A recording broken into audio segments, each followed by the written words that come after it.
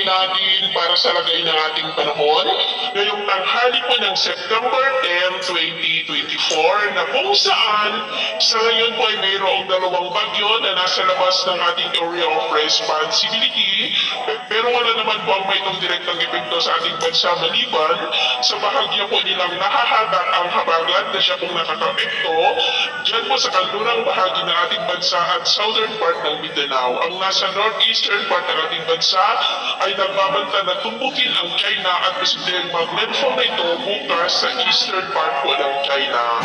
Ang nasa silangan naman po ng ating bansa ay posibleng maging malakas na bagyo sa mga susunod na araw na mas magpapalakas pa ng bugso ng habagat, lalo na po ngayong weekend at kung papasok yan sa northeastern tip boundary ng ating area of responsibility ay tatawagin sa local name na Bagyong Ferdy at posible ulit na tumpukin ang China sa darating po na weekend. At paliban po sa mga nabuo ng bagyo ay may mga banta pa rin ng pamumuo ng mga sama ng panahon sa mga susunod na araw sa paligid po ng ating bansa at ang development ng mayan ang ating babantayan kung matutuloy po o hindi.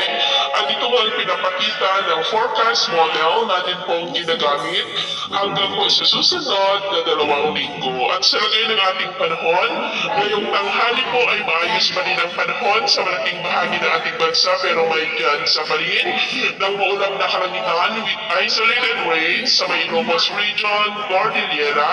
Quirino, Pangasinan, Zambales, Camarines Provinces, ilang bahagi ng Mindoro, Masbate, Cantilan, Marawi, Sultan Kudarat, Quigos, at Compostela Valley. At sa susunod na mga oras ay mas maulang na kalangitan with isolated rains sa may Ilocos Region, Cordillera, ilang bahagi ng Cagayan Valley, Central Luzon, Metro Manila,